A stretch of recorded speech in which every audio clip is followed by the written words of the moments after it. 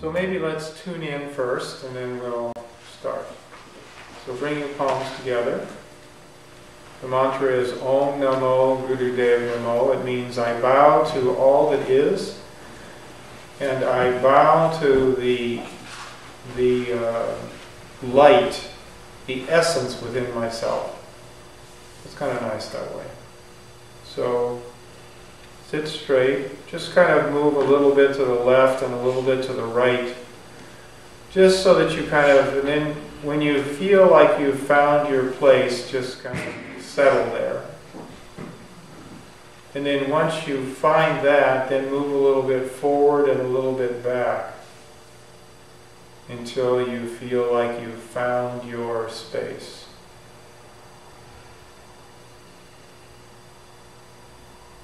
And then allow yourself to be light and straight. Bring your palms together and inhale deep.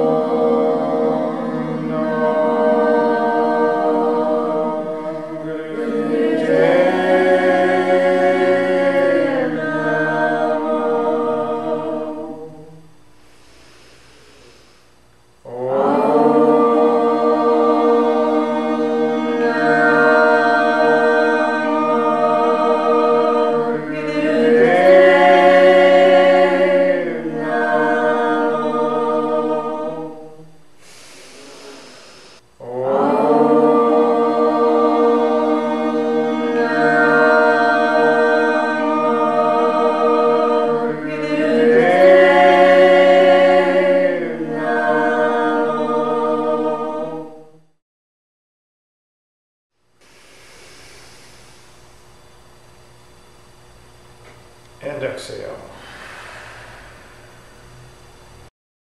So this class is about the transition to Aquarian time and the kind of the energy that's available. That's like understanding how fortunate these times are that we live in and how easy the time can make it for us to make shifts and changes. And it's also about, in the way the class was described, was described as the yoga of you in relationship to others. So it's partly about the yoga of yourself and then how you can connect to others. And for me, that's really, really simple. For me, the yoga of you means the reality of you. It means just being real. It means being whole. Thank you. Mm-hmm. This morning we were talking about we were talking about this technique, this practice that was more prevalent in the 70s, and we used to call it primal scream, but it was the idea of getting your anger out. And it's very useful to, if you feel bottled up and you feel like your energy is bottled up, it's very useful to do something that allows it to release. But just because you release it doesn't necessarily mean that you're healing the situation. So we were exploring about, what it is like to actually heal a situation where you would feel angry and blocked up. And it would have more parts to it than just simply letting the energy out. For example, it would be like how it got to be that way. Let's say if you've got a pattern and you get into that state and then you release that energy, that it feels like a release. But then if an hour later or 2 days later or a week or 2 weeks or a month later, that same pattern arises and it results in the same type of energetics for you, then it's just going to go on repeating. So there's a certain value in facing your life, in being real, 100% real. And for me, that's what yoga really is. Yoga is the opportunity, the sensitivity, the information, the courage, the innocence to just be 100% real. Yogi Bhajan used to say that if you want to be a master, then you need to trust yourself 100%. Just think about that. That's not a very easy thing to do. I mean, I think about that sometimes. Because it really means really owning all the parts of yourself and being okay with that. And it's a very, very common thing to think in ill terms of yourself. Like, I have this habit. And it's kind of like owning it. Somehow I did something. In a kind of soft way. It's a little bit like a curse. Like I've got this curse. Everybody's got 7 curses at least. I've got 7 curses.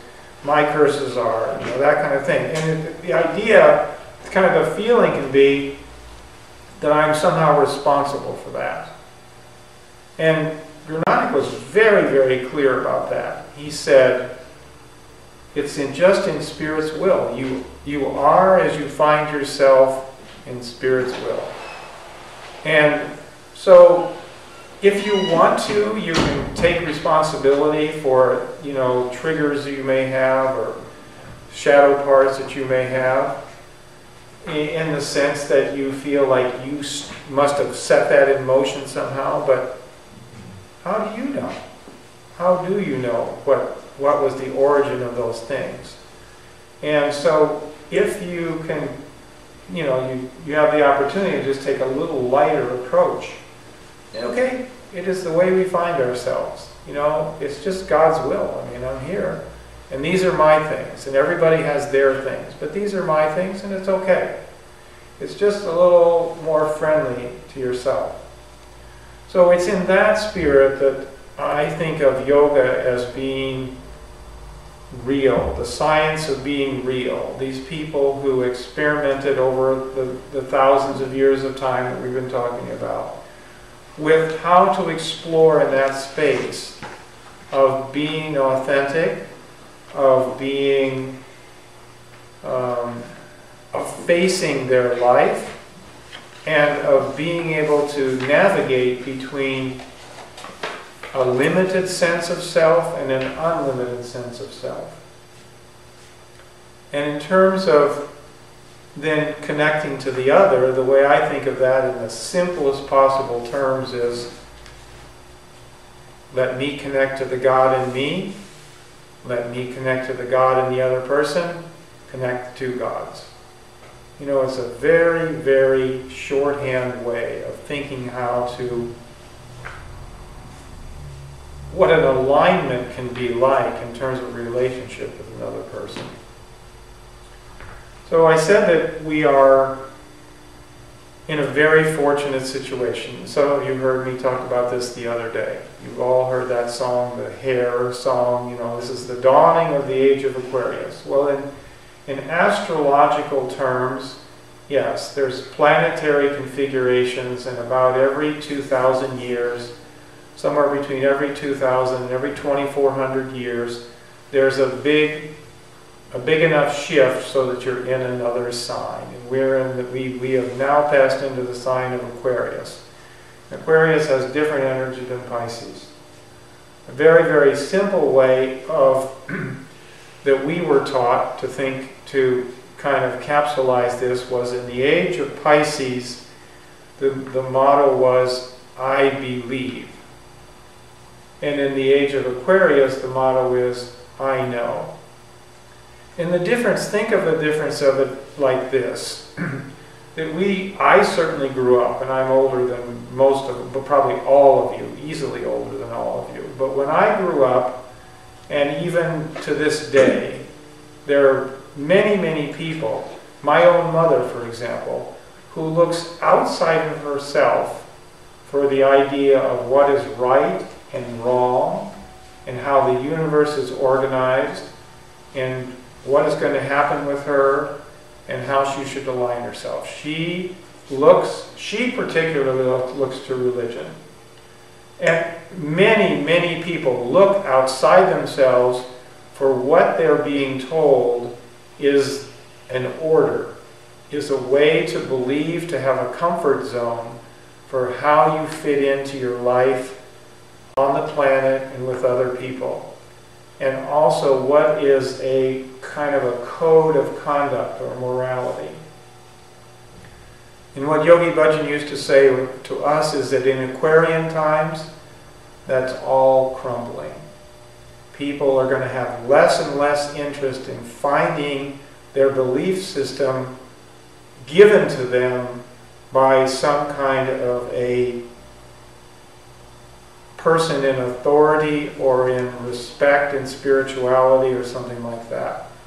And people more and more are going to want to be able to verify and authenticate within themselves what they know. They're going to be less and less willing to feel in their guts that they know something and then have somebody tell them they really shouldn't do that because it conflicts with some other code. And you are seeing that happening all over the world, whether you're talking about the Arab Spring or whether you're talking about what's going on, just was going on in Russia, or whether you're, it's just going on in so many areas where people are just showing that they just want to trust themselves and they just want to be trusted and they just want to feel like they're being honored as people who can know things and people who can do things and they can build things based on what they know. So we learned about this, Aquarian times, and it turns out that if you look more into the world of astrology, you'll find that by the winter solstice, the solstices are June 21st and December 21st. They're like, energetically, they're a little bit like triple full moons. They come up twice a year. And they're astrological configurations that have a lot of energy to them.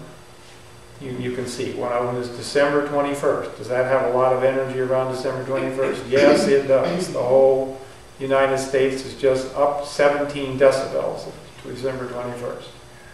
So the solstice times are like that. So at December 21st, 2012, the sun will have reached a place in the heavens, in the universe, at the exact center of the galaxy, in a position that it has not been in for 26,000 years.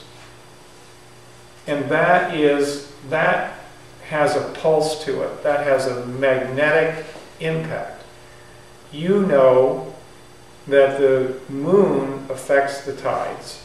I mean, you trust that. I mean, sailors will tell you all about it.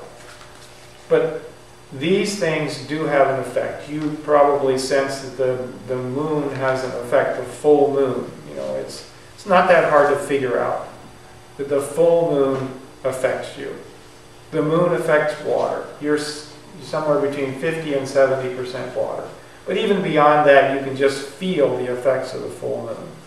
And you know that that's an auspicious time to be awake and alert and to use that time because it'll show you what's old and what's pushing up.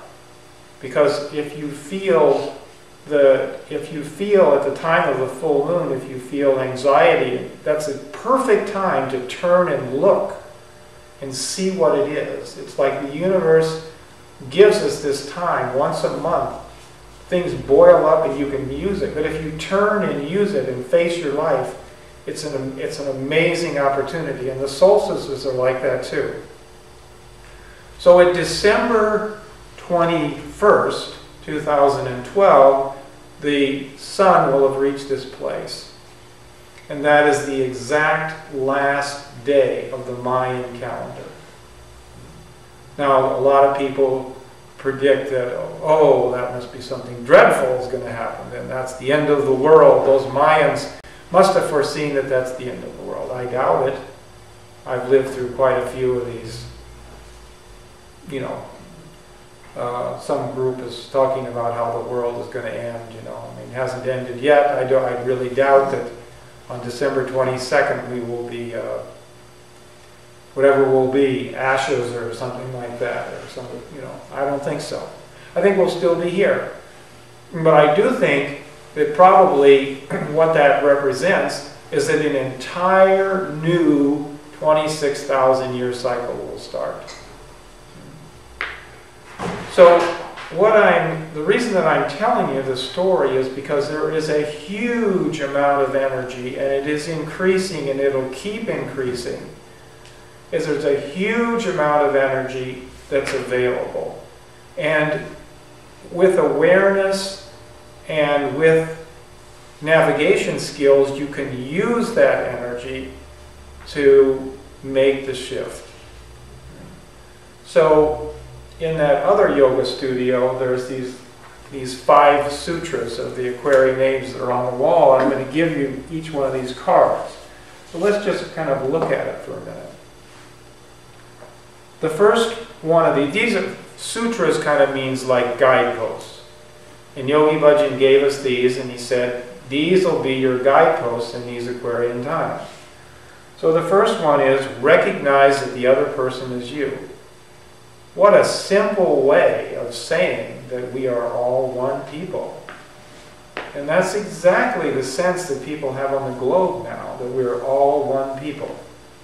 Not all the political leaders, you know, are grasping that, but the Earth's people seem to be grasping that pretty quickly. The other person is you. I just wrote a quick note to myself, because one of the things that I often hear is, why can't that other person get it together? Well, if you catch yourself saying that, then just think, why can't I get it together, to stop being focused on the fact that they can't get it together? Okay? That's a quick way of saying, of realizing to yourself the reality of the other person is you. So the second one is, there's a way through every block. You know, when you really look into science, and we're going to talk about science here pretty soon, when you really look into science, everything is about vibration. Everything is about attraction and magnetic energy. Everything. That's the whole way that the world works. And so we're just coming out of a period where we don't imagine that. It's just like we don't really participate much. There's a whole secret reality kind of, you know, and we don't participate that much. But the true reality is that everything is based on attraction and magnetics, and we're all connected all the time to everything until we decide we're not. So, is there a way through every block? Yes, there is, because it's just a simple matter of magnetism. You know, Yogi Bhajan used to say to us, you know, you talk about your spirit. You know, you want to just, you want to get all involved in definitions sometimes and get yourself out there. Here is my definition. It either flows or it doesn't flow. Are you flowing? Or are you not flowing? If you're flowing, your spirit's up. It's good. If you're not, you're stuck. Spirit's not flowing. So I don't need any fancy definition. Let's just use that one. So that's just a pretty good way. And the question is, are you saying yes or are you saying no? Sometimes I just lie in bed and I wake up and I can tell that I've just got blockage around me. And sometimes I just lie there in the darkness and I just say to the cells in my body, yes, yes, I'm flipping the switch, you're green now, you're green. You know, you can communicate with the intelligence in every cell of you. It's not mysterious anymore. The science will verify to you that you can communicate with the essence of every cell and it will obey you. It will obey you. It will move in response to you. So you can just say, green light. Green light. Okay? So, is there a way through every block? Yes, there is. And the key is right in your hands. The next one is, when the time is on you, start and the pressure will be off. I have to revisit that one from time to time. I've got a project, I don't like the project very much, my mind is on me, you know, my past is on me, it's telling me, oh, this is going to be hard, this is going to be a drag, this is blah, blah, blah, blah, blah, blah, blah, blah, blah, whatever it's going to tell me, right? But I have found, luckily, over the years, that if I somehow remember this and I keep this card right on my desk, start and the pressure will be off. And it's true. Once I just start, then I'm started. You know, I've started. Whatever it is, if I start, I've started. It's just like taking a step. Every journey starts with one step. Just start. You know, just take a step. The next one is, understand through compassion or you will misunderstand the times. The old way is, let me just look at this note a minute so that I can see what I wrote, because I liked what I wrote. I was sitting at Whole Foods and all of a sudden I thought, yep, this is the class. Let me write this down.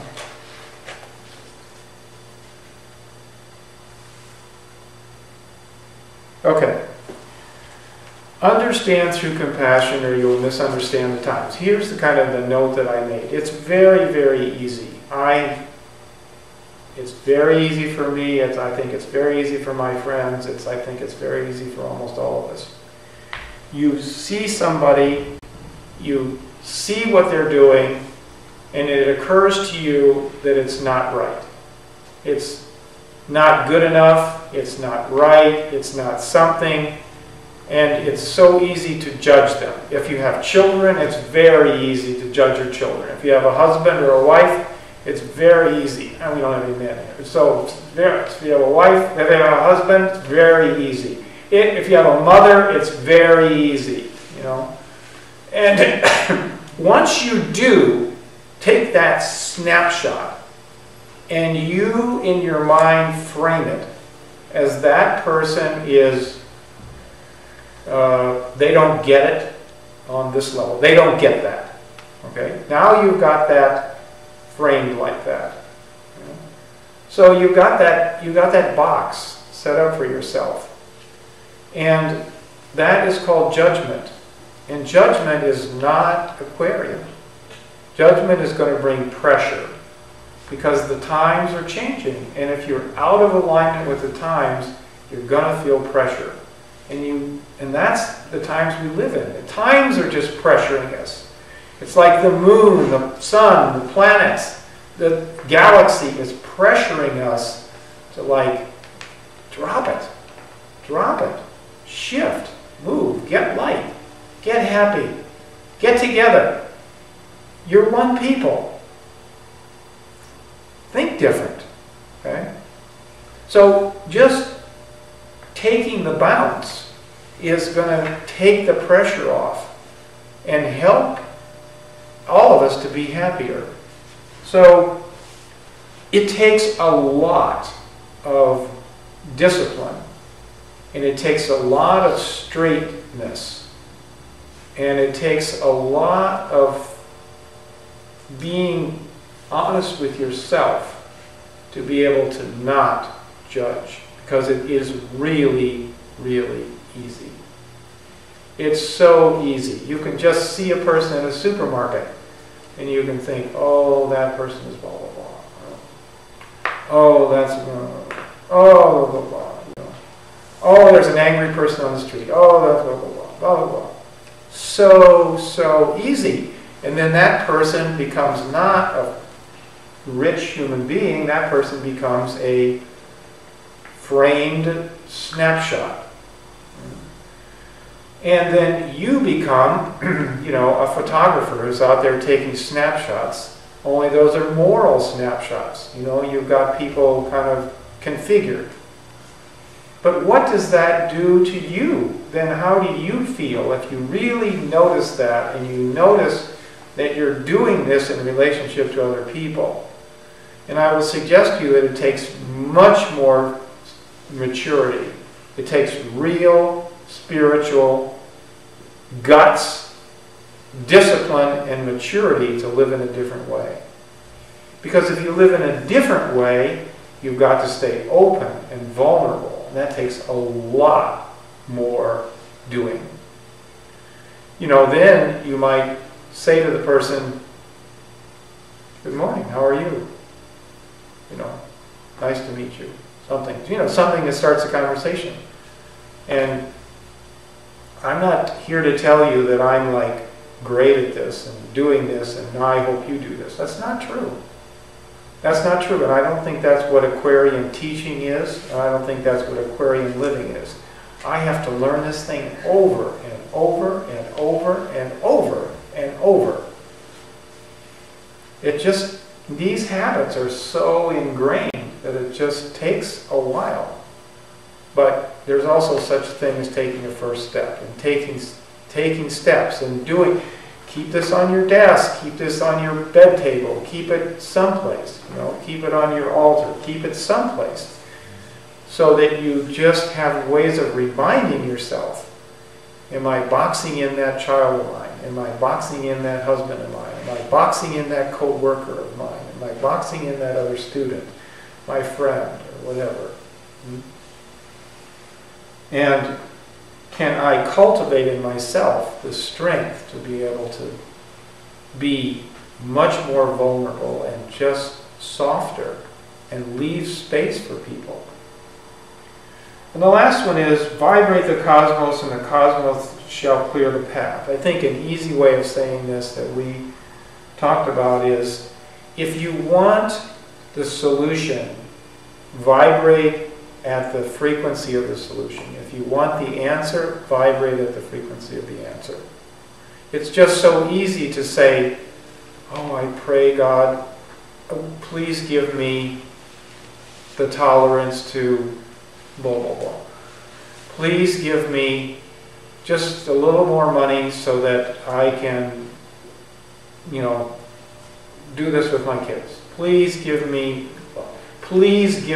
Okay, just energetically, just look at that. Please give me. It's energy. You're calling on something outside yourself to give you that. Right? And that's fine. You can do that. That's authentic. But if you yourself can't relate to the energy that you're asking for, then you yourself are not creating the receptiveness for that energy to be. But if you were to say, may I be compassionate with my son, then you're not asking for it to be bestowed on you by an angel or something like that, just like Tinkerbell was going to come and tap you and you're going to get it. Okay? Maybe you are exploring with your friend, I got my son boxed out. I can't get past the fact that he's well. You've started. You're in a process. You're asking your friends for help. You're exploring. What would if I was compassionate to him? If I was in a different vibration, what would that be like? You're starting to explore the consciousness that you're asking for. You are response-able. You're starting to allow yourself to move to the vibrational frequency of the answer that you're asking for. And because the universe is magnetic, then if you're at the frequency of what you're asking for, it can't not come to you. because you're in vibrational harmony with it, and everything is magnetic, and it's yours. It's yours.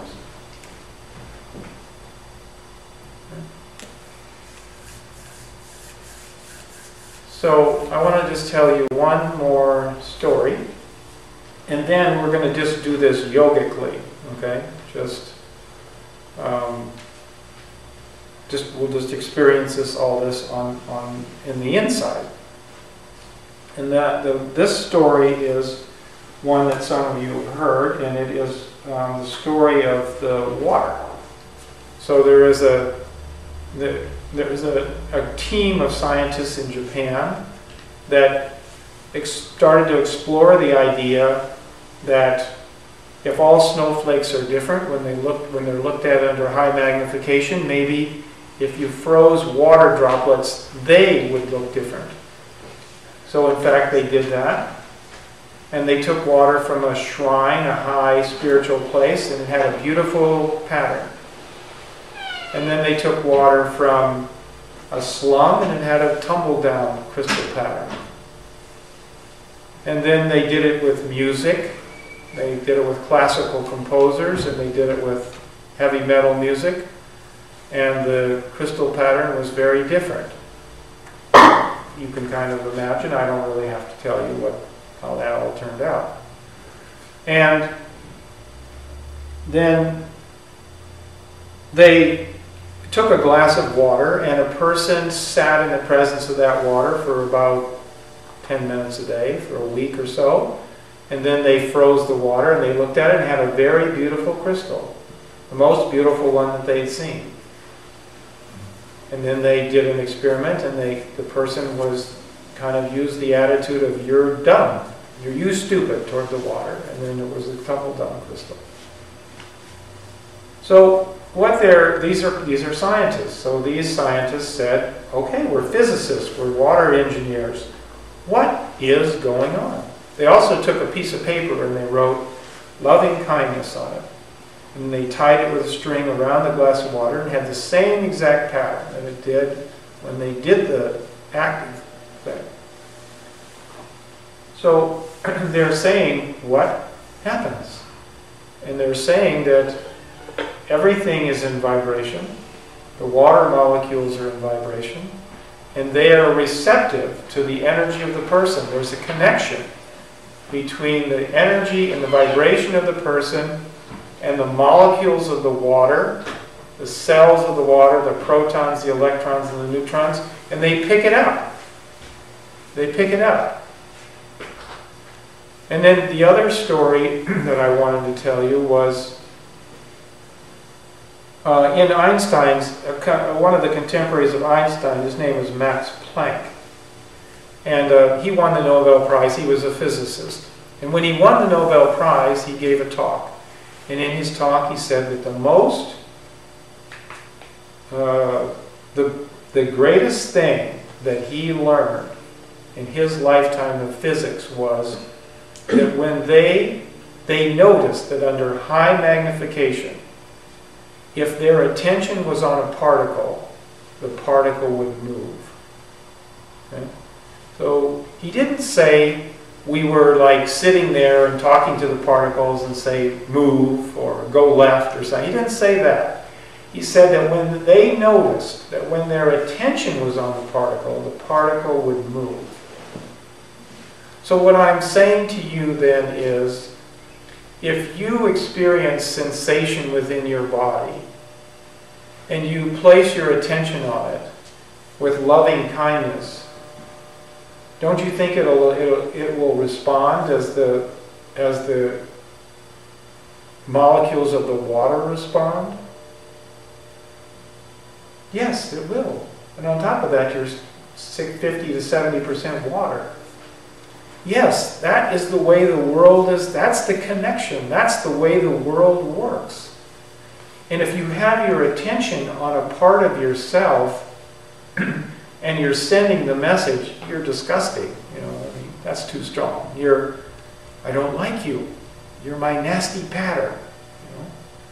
Then vibrationally, you're just reinforcing that. You're reinforcing that.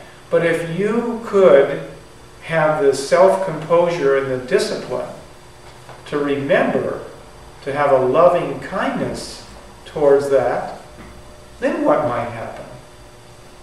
And could you be patient enough to give it some time so that even though you're trained to believe that it's not happening, and you want to just have the satisfaction of seeing it and having it happen quick. We're a nation of people who want it to happen quick.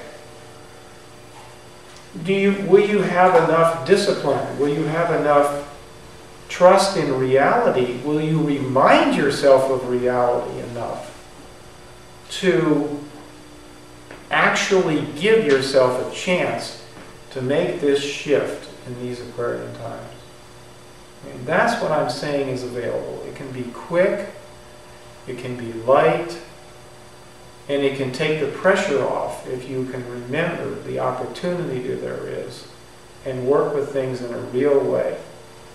Okay, so now this kriya that we're going to do is called balancing prana and apana. So in the world of yoga, prana is all that magnetic energy that's out there.